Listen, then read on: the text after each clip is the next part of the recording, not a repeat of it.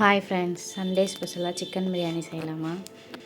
அதுக்கு ஒரு குக்கரில் நெய் எண்ணெய் சேர்த்து சூடானோடனே பிரியாணி ஸ்பைசஸ் போட்டுக்கலாம். அப்புறம் பெரிய வெங்காயம் தக்காளி போட்டு நல்லா பொன்னிறமாக வதக்கிக்கலாம்.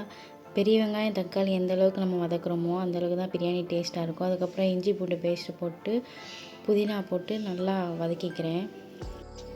1 ஸ்பூன் மஞ்சள் தூள் சேர்த்துக்கிறேன்.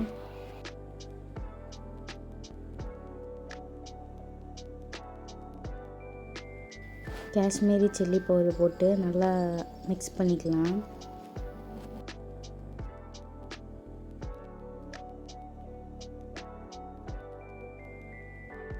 ஆல்ரெடி வீட்டிலே செஞ்ச பிரியாணி பேஸ்ட்டு போட்டு பச்சை வாசனை போகிற அளவுக்கு வதக்கிக்கிறேன்.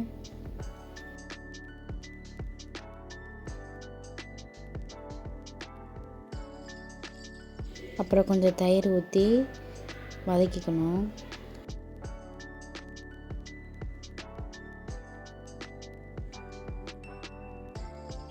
ஆல்ரெடி வாஷ் பண்ணி வச்சுருக்க சிக்கனை போட்டு மசாலாவோட நல்லா சேர்த்து வதக்கணும்.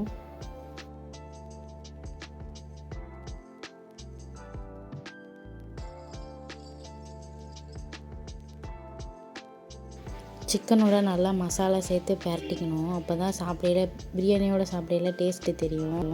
ஒரு 10 நிமிஷம் தண்ணி ஊற்றாமல் அப்படியே வைத்தா சிக்கன்லேருந்தே தண்ணி பிரிஞ்சு வந்து நல்லா கொதிக்கும். அப்புறம் அரை டம்ளர் அளவுக்கு தண்ணி ஊற்றிக்கணும். தண்ணி ஊற்றினதுக்கப்புறம் லைட்டாக கொஞ்சம் கிளறிக்கலாம். சிக்கன் கொதிக்கையிலே உப்பு போட்டால் தான் உப்பு கொஞ்சம் லைட்டாக தான் சிக்கனில் சேரும்.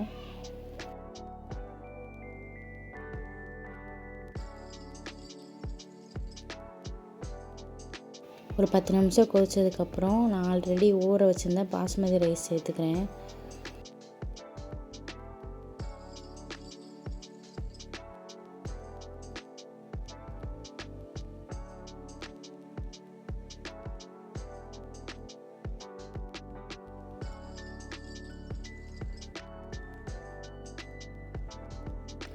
அரிசியை நல்லா சிக்கனோட மசாலாவோட சேர்த்து நல்லா கிண்டி எடுத்துக்கணும்.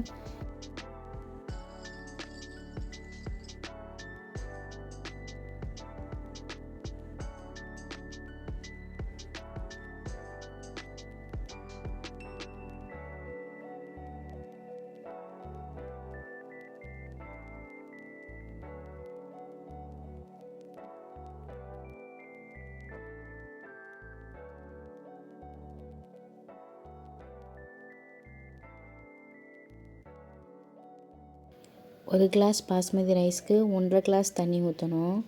நான் மொத்தம் 3